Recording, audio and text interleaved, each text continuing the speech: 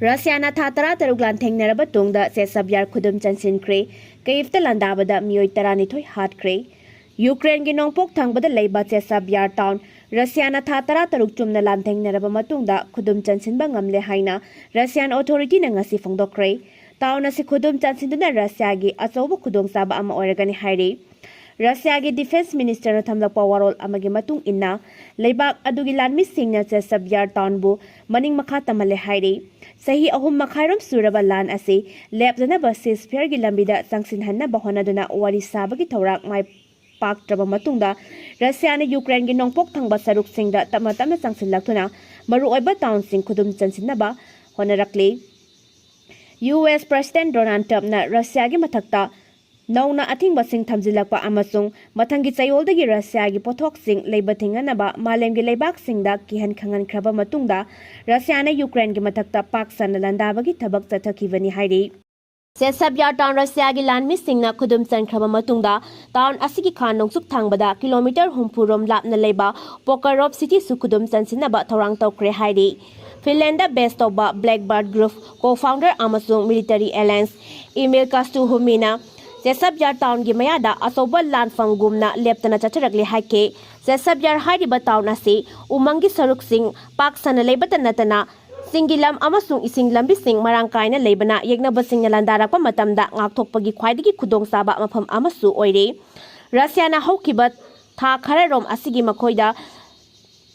lan gi thawang sing mai pakna chathaduna Ukraine na khudum chanchiliba Chasav Yar paisen bangam kibani Chasav Yar town Ukraine makutagi munkiba asina Russia na Ukraine gi nongpok thangba saruk sing makhatana khumang yang na changsilakpa ngamnabagi khudong saba ama fangle hainasu Emilka Sehrumina phongdokre Ukraine gi maru oiba town ama oiba Chasav Yar Russia gi makuta takhiba asina Russia na Konstantinivka town da irai line attack chatharakpa ngambagi khudong saba ama fangbaga loinana Ukraine gi tongan ba mafam singdasu changsinnaba Russia gi asanba mijeng thamkhre haire amaromda haukiba ahingda Russia na Ukraine gi kono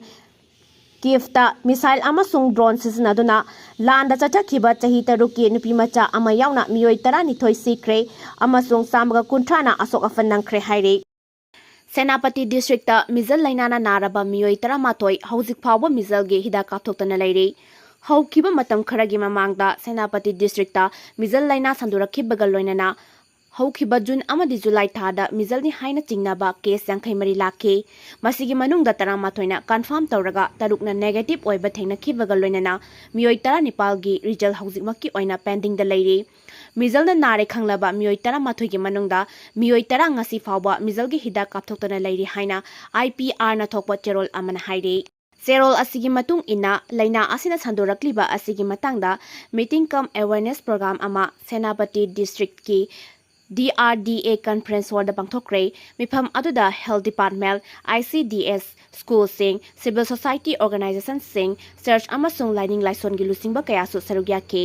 loinana district asida laina asi sandorakpada ge ngakthoknaba amadi laina asina naraba singbu chingnaba laitana hidak kapthoknaba gi matangda khananena ke haire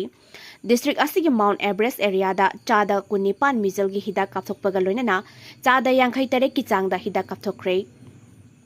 Laina asi sandorakpadagi ngakthoknaba health department na investigation tawba treatment chathabaga loinana vitamin A amasung paktaknangna hidak kapthoknaba thabak paikhatli school amadi ICDS ki makaidagi surveillance reporting mobilization amadi awareness ki thabak chathabaga loinana dharmagi lusingba singna miyamda hidak langthak kapthoknaba thabak paikhatle haire